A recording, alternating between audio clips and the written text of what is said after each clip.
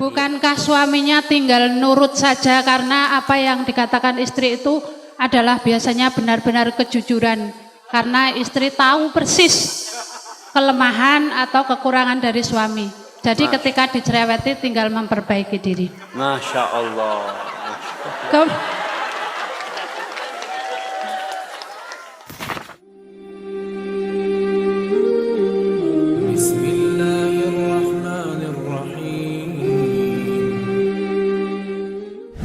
Ustadz, bukankah istri yang cerewet itu adalah hidayah buat suaminya?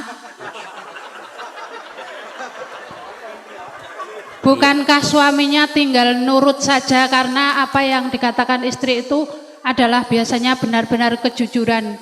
Karena istri tahu persis kelemahan atau kekurangan dari suami. Jadi ketika dicereweti tinggal memperbaiki diri. Masya Allah.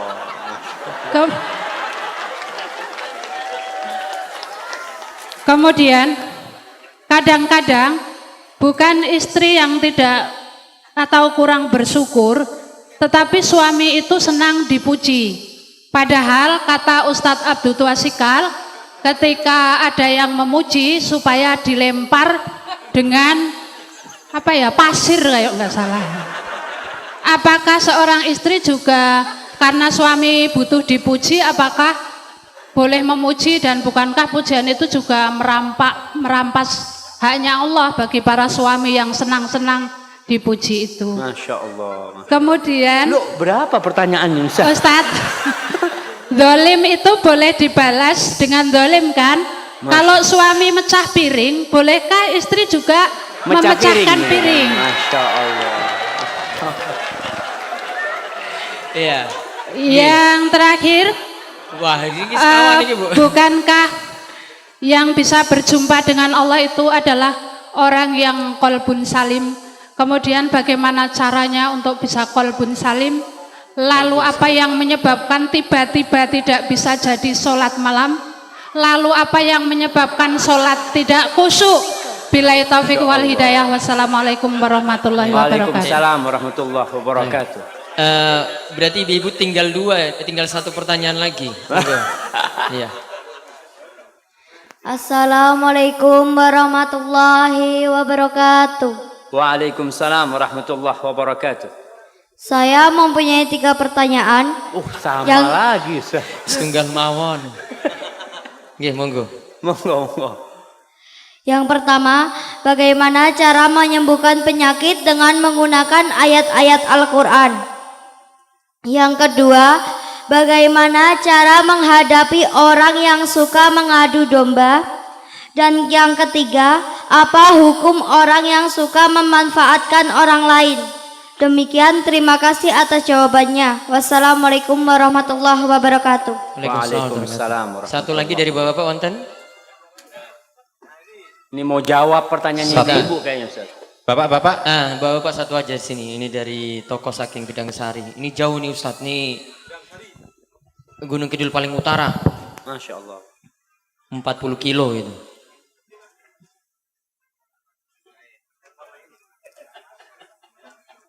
Oke, setunggal mawon Pak. Diringkes. Ustadz. Nggih. Assalamualaikum warahmatullahi wabarakatuh. Nggih, waalaikumsalam warahmatullahi wabarakatuh. Yang saya tanyakan sesuai dengan realita Ustadz, rumah tangga itu biasanya yang mencuci, yang memasak itu perempuan. Tetapi di rumah tangga saya dan dekat saya itu kok malah terbalik. Bukannya saya mencari menang, saya maafnya sudah 1000 maaf. Kemudian yang masak juga saya, yang nyuci juga saya. Istri cuma kebagian nyeteli katok. Itu aja kok belum bisa sakinah mawadah warahmah. Bagaimana Ustadz cara yang harus saya tempuh? Assalamualaikum warahmatullahi wabarakatuh. Baik, sampun nggih. Sampun. Yang pertama tadi Ustadz tentang Bukankah istri cerewet itu malah manfaat gitu? Masya Allah. Itu gimana Ustaz? Iya. Iya, pertanyaan yang sangat indah sekali ya. Karena memang salah satu yang menyebabkan kesalahan itu berulang kali terjadi karena kita beranggapan itu tidak salah. Kita menganggap itu benar. Sehingga istri tatkala dia cerewet, dia menganggapan dia ini sedang memperbaiki suaminya. Ingat, di rumah itu ada pemimpin. Siapa pemimpinnya? Suami. Allah mengangkat suami sebagai pemimpin. Ar-rijalu qawwamuna 'alan nisa bima faddalallahu ba'dahum 'ala ba'din wa bima anfaqu min amwalihim. Fasalihat qanitat hafizatun lil ghaibi bima hafizallah. Kata Allah, sesungguhnya atau lelaki-lelaki itu adalah pemimpin bagi kaum wanita. Kenapa? Karena Allah telah memberikan kemuliaan kepada lelaki-laki. Allah memberikan kemampuan untuk menjadi pemimpin kepada lelaki lebih daripada wanita. Yang kedua nih bapak-bapak, ingat nih.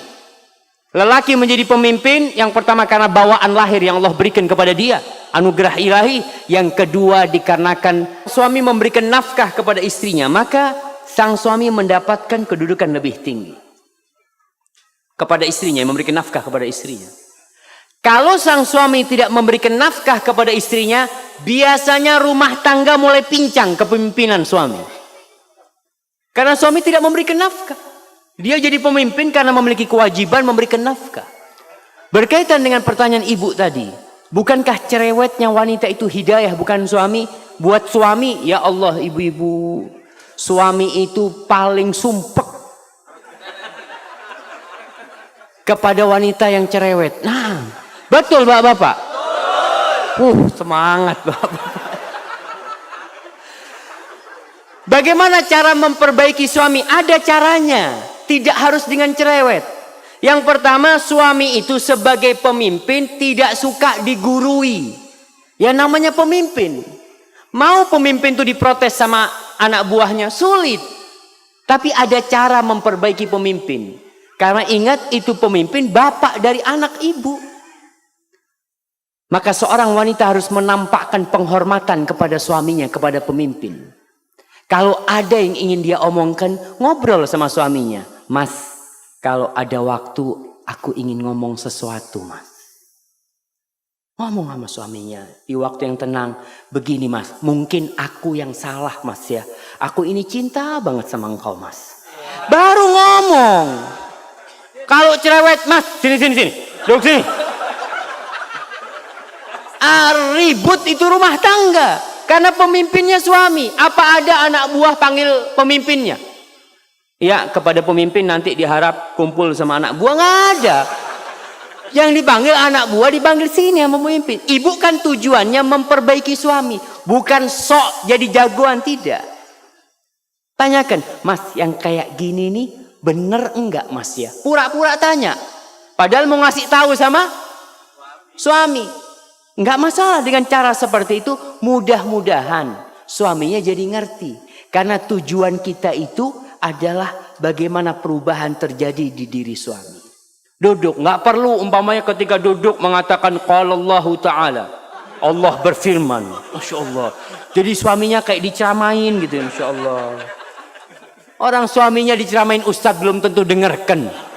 Apalagi diceramain istri. Maka tolong diperhatikan hal itu. Perbaiki suaminya dengan cara yang baik. Kalau ngomong, kadang-kala kalau berbicara itu saling ngangkat suara. Dia ngomong, ustadz, anak kalau ngomong sama suami mesti jawab. Maka jangan ngomong, tulis. Tulis, karena kalau nulis itu insya Allah bisa memilih kata-kata yang baik. Nggak emosi orang nulis itu. Lalu berikan kepada suaminya. Begitu pula bapak-bapak. Kalau ingin menasehati istrinya, jangan di depan anak-anak, jangan. Jangan di depan orang, jangan. Ketika semua anak-anak sudah tidur ya, di kamar berduaan, katakan kepada istrinya, Dek, nggak ada wanita yang lebih aku cintai daripada dirimu di muka bumi ini. Masya Allah. Itu istri dapat kayak gitu, Masya Allah. Baru kasih nasihat. Tapi kalau ngasih nasihat, Dek, aku benci sama engkau. Allahu Akbar. Yang kedua tadi langsung terjadi piring yang saling pecah.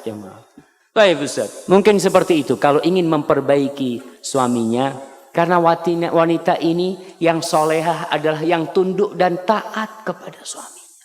Taat sama suaminya. Hadza wallahu a'lam bishawab, dan wanita yang taat itu insyaallah akan menjadi penghuni surga Allah Subhanahu wa taala.